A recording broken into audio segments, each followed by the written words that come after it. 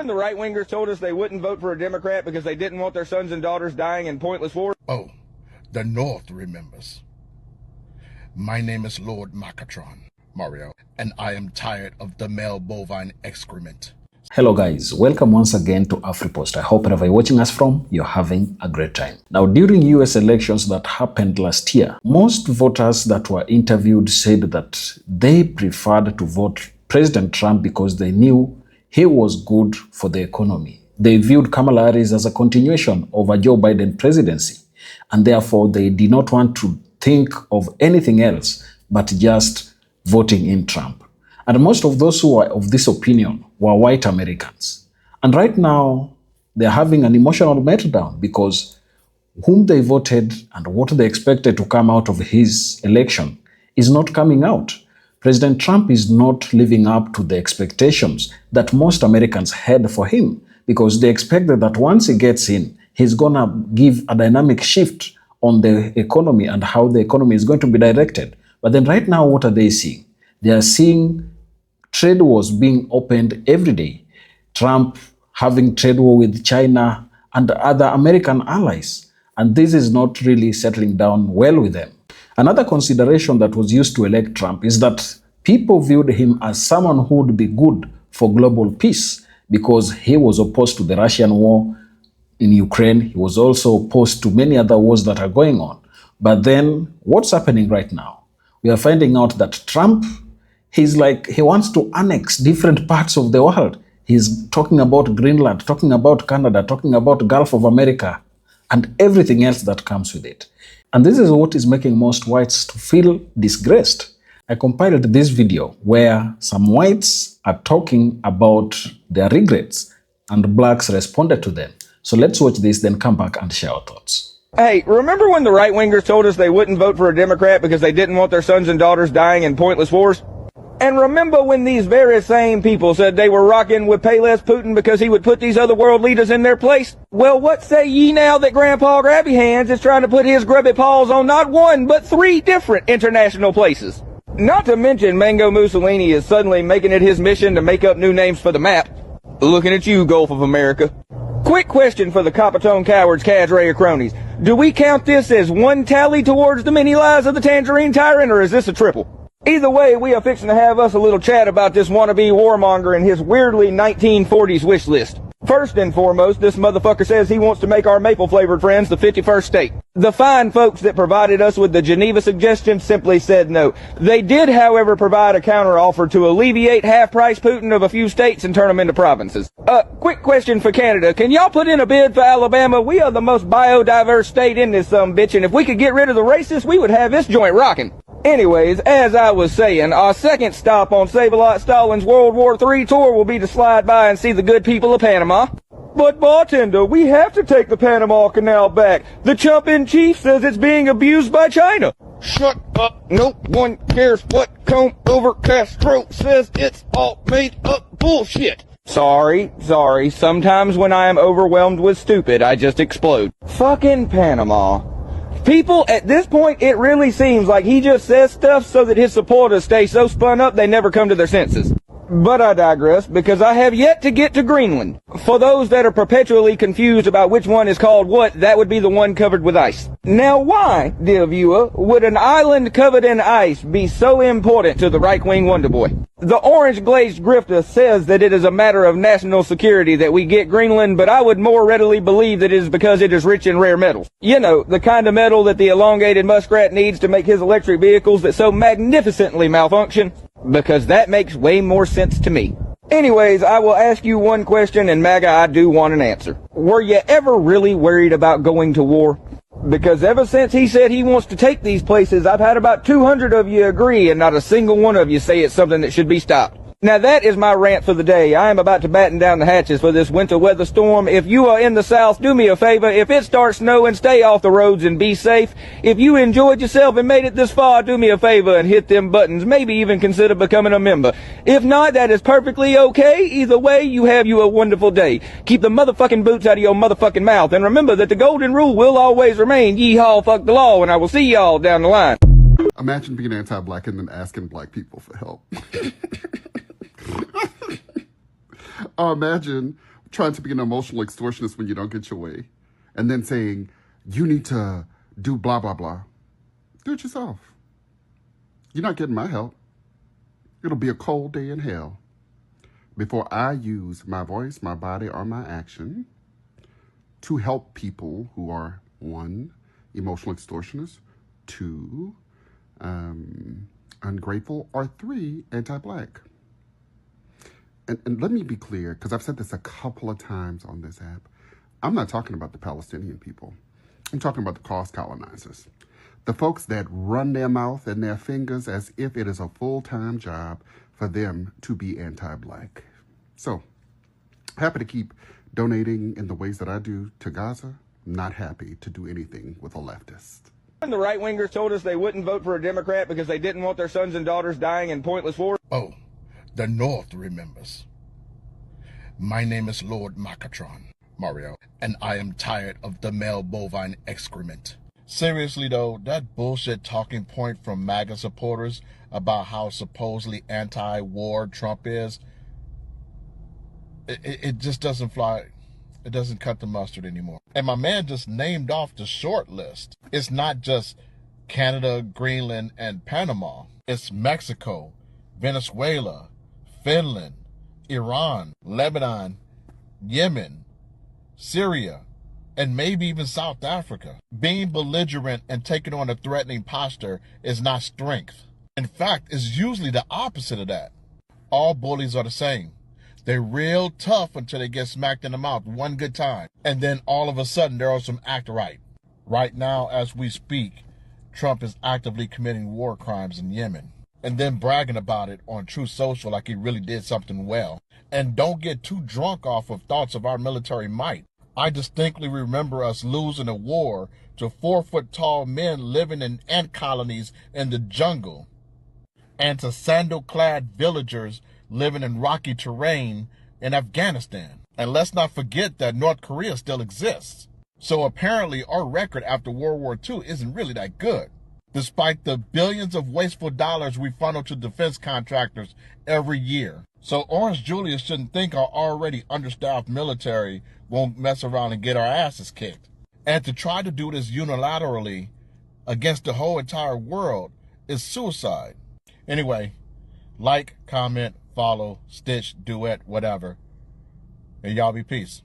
Let's talk about Hawk and his performative ass. Yeah, motherfucker, I'm coming for your punk ass. I'm so sick of you and your people. Your motherfuckers will sit there and lie in our face just like them 53% of the white bitches who said, oh no, we're voting for Kamala. And guess what? All you motherfuckers all went and did, when you probably went and did it too, when voted for fucking Trump. Fuck you. Fuck you. Because if you motherfuckers, you white motherfuckers, didn't go vote for Trump, guess what? Cory Booker wouldn't have to do a goddamn thing because Kamala would be the fucking president. How about that? Put that in your motherfucking peace pipe. And the next time, well, I won't see your ass no more because I didn't block you. But this is for you. Fuck you, motherfucker. Kiss my ass. It's so obvious that for a lot of people, specifically non-black people and some black people, it's easier for them to adopt anti-blackness than to unpack their anti-black sentiments. A lot of people, non-black people primarily, and black people that are in certain groups like the far left and the far right, believe that black people vote for the most surface level things when choosing to support a political party or a certain politician. So in their mind, they believe that we only supported Barack Obama because he's black, right? And the same thing is true of Kamala Harris. We only supported Kamala Harris because she's half black, or in our world, black, because in the United States, when you are half black, you have traditionally been included in the black minority group. They never take into account that black voters are the most pragmatic voters in this country. We are not like every other voting bloc in this country. We have to take into account how things will ultimately impact us from both sides of the aisle, from the Democrats and the Republicans. And we as a community vote collectively for the candidate that we believe that is not perfect. We don't believe that anyone is perfect. We vote for the party that we believe, one, has an opportunity of winning, and also that will cause our community the least amount of harm. For a lot of people, they know that if black people are fine, if black people are prosperous, they most likely will be.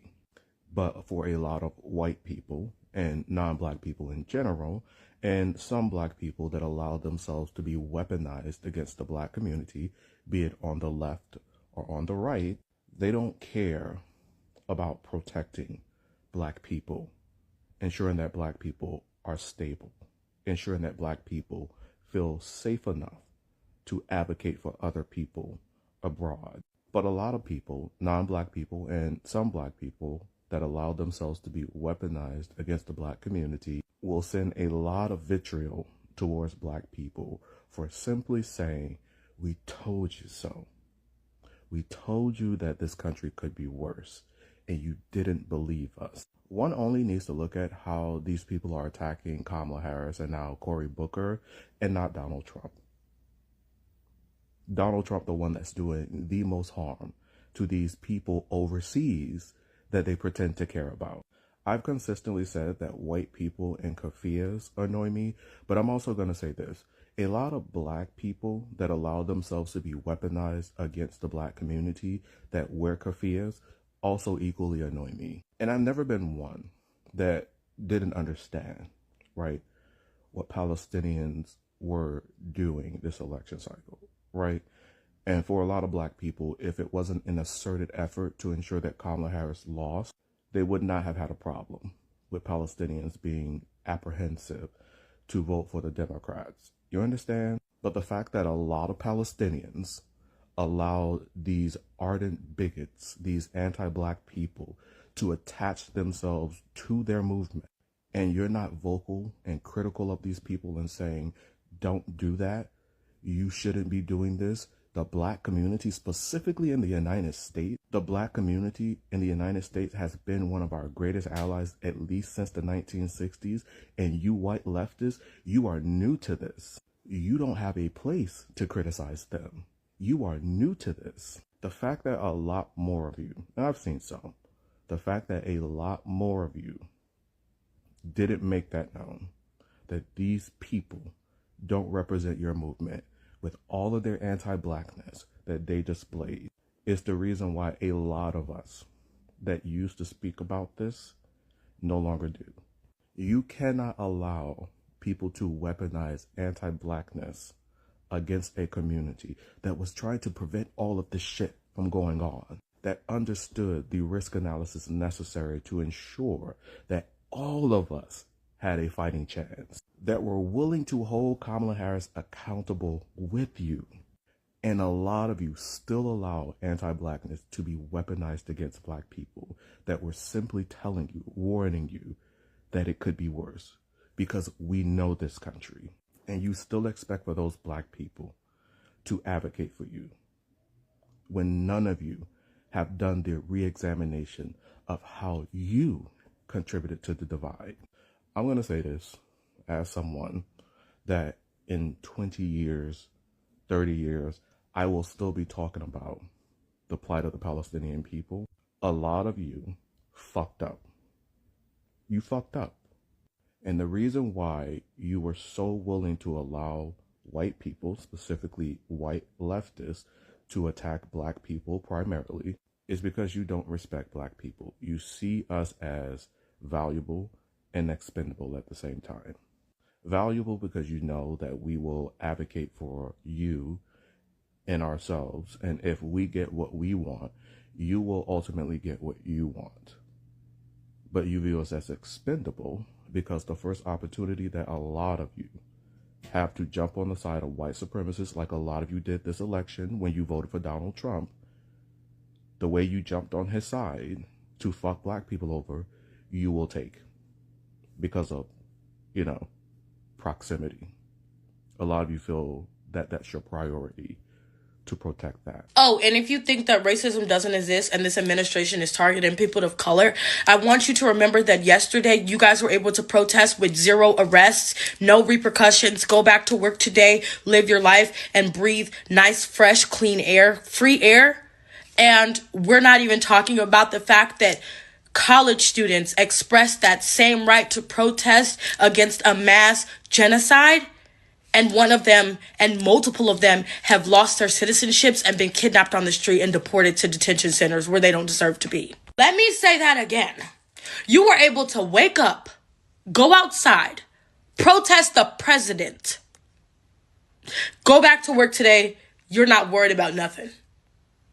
Students risked their education to stand up for people who were being harmed at a mass alarming rate.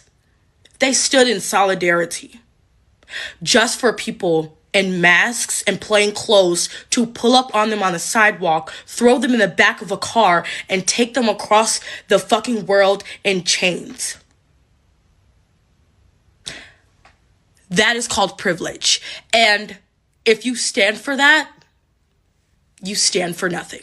I told you guys months ago what it was going to look like when this administration began to fail. In that video, which was seen by over 3 million people, I told you he would fail for 2 key reasons. First, because he can't lead, and second, because he would pick the wrong battles. Now let's look at the evidence that proves me right. First, on his inability to lead, we know that real leaders know how to build and empower a team. But look at what he's done. He wrote an executive order to give Elon Musk power that he didn't himself know how to wield. And despite having control of every lever of government, he told his cabinet to simply obey Musk. And it was only because his lawyers told him that wasn't technically legal that he ultimately and reluctantly admitted that his cabinet secretaries were in fact in charge of their own departments. It was his inability to lead that led to the nominations of Pete Hegseth, Tulsi Gabbard, and Michael Waltz. 3 unqualified embarrassments whose complete fuck-up with the signal disaster put our national security at risk, not to mention the lives of American soldiers. And of course, this is all on top of his spending freeze and reckless layoffs that are either jammed up or outright blocked by the courts. It was all of these symptoms of his inability to lead that led him to my second point, his inability to pick winning battles. He's such an incompetent leader, he couldn't even deliver easy wins like tax cuts or investments to try to lower egg prices. This pushed him to a point of desperation to where he's now fighting far riskier battles over trade and hasty deportation, the latter of which highlighted by the suspension of a Justice Department lawyer named Erez Riveni for the simple fact that he failed the impossible task of defending the administration's deportation of an innocent man to El Salvador, a deportation that plainly defied a judge's order, despite his boss, Pam Bondi, giving him no evidence or explanation to support their case. But apparently to the Trump administration, it is unacceptable for a lawyer to say, "I can't do my job because I have no evidence." And Pam Bondi defended the decision to suspend him by saying, "At my direction, every Department of Justice attorney is required to zealously advocate on behalf of the United States. Any attorney who fails to abide by this direction will face consequences." Let's just bypass the fact that in defending the Constitution, Ruveni was absolutely advocating for the United States, and simply point out that bosses who rule with fear and punish without cause create a toxic culture of productivity-killing survivalist behavior, virtually ensuring that his already inept administration finds a way to slide even deeper past aimless ineptitude and devolve completely into a quivering, malodorous cesspool. And it's only been 2 months. A lot of you really believe that you do a good job of hiding your anti-blackness, and I can promise you that you do not.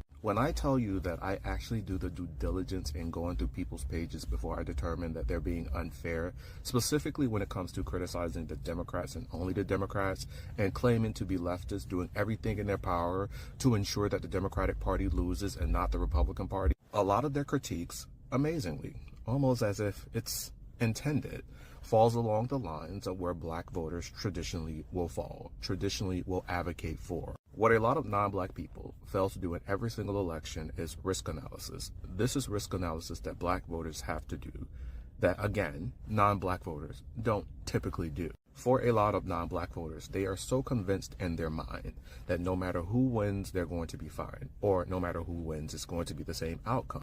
Now, with black voters, we know that that's not true. There's always going to be one party that wants to harm us more than the other party. So we actually do listen to both parties and vote against the party that we know will cause the most amount of harm to our community. And by proxy, if we are paying attention to what's happening to our community, the risk analysis that we do every single election cycle, we know that if the candidate wins that we ultimately decided to support, the other communities, the other marginalized groups will benefit from that win.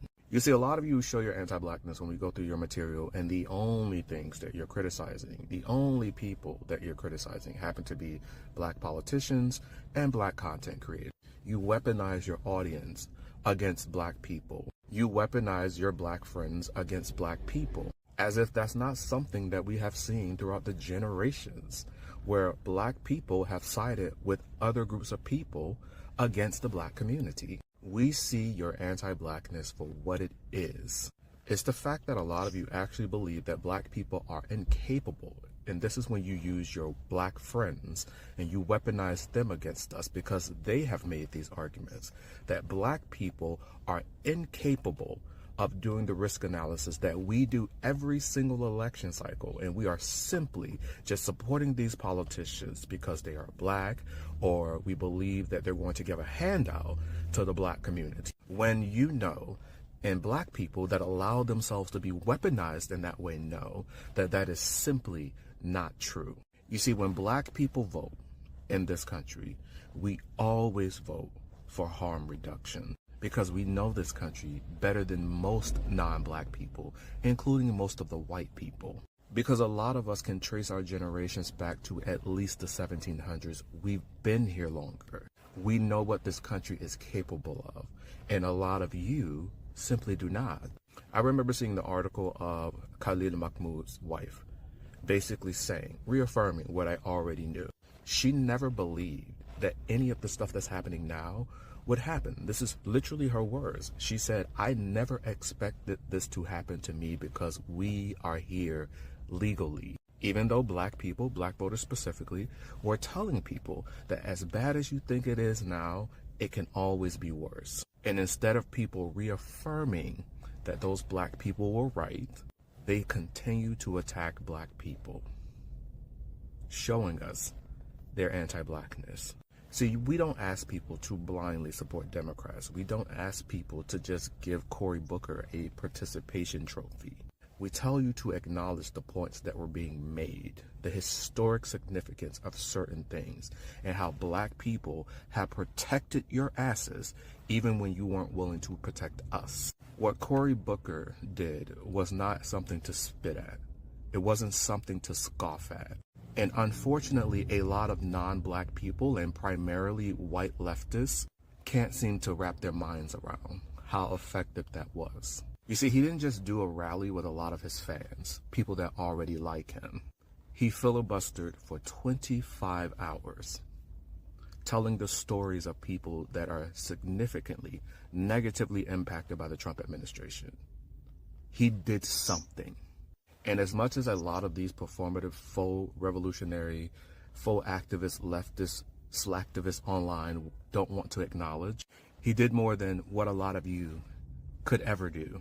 You see, the thing about being black in this country is we understand that when it comes to us, when it comes to being black, we are both seen as expendable and valuable at the same time. We're valuable to a lot of you because you know that we're going to organize and we're going to fight for what we believe we are owed. And you feel that you can benefit from that.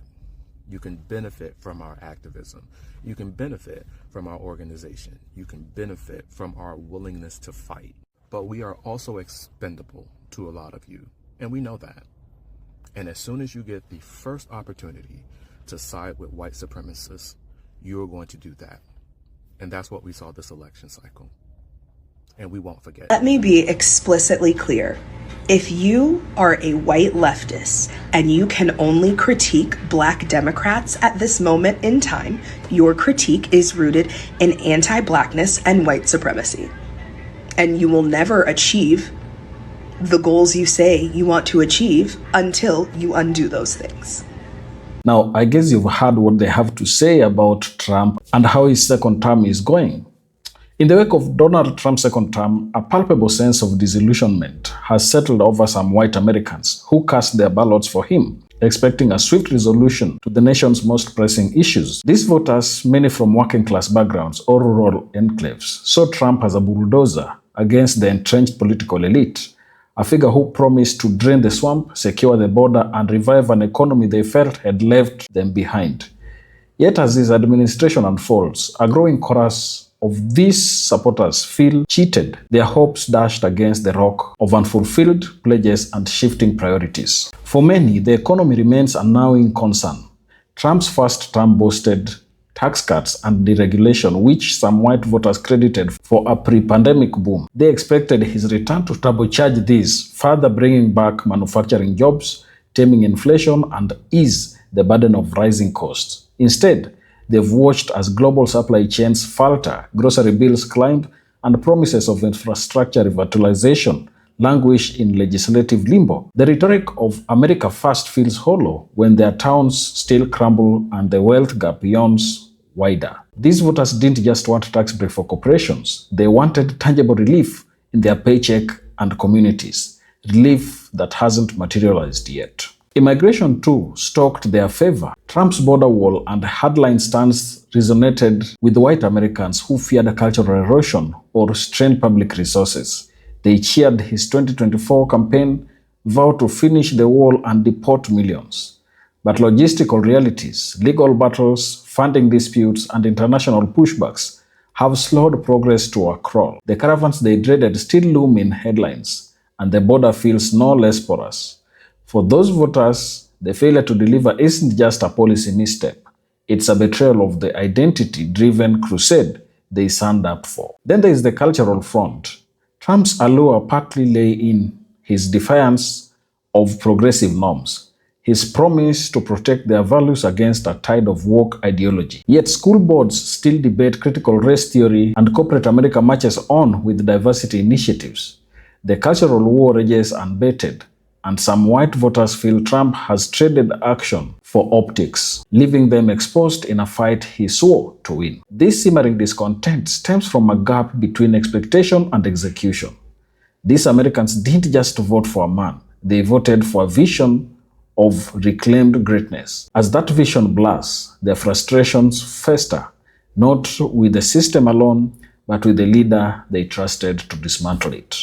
So, as you've heard there, people speaking, those who are afraid to, in fact, call out Trump for his nonsense that he had, they are saying that Trump is failing and failing terribly. When they voted expecting Trump to address their issues, it seems he has come in and is addressing the concerns of the oligarchs who are funding him or who are even controlling him. Tell me down in the comment section what you think about this. And if you're watching us for the first time, please don't forget to subscribe to our channel, like this video, and also share. Thank you, and may the good Lord bless you. Goodbye.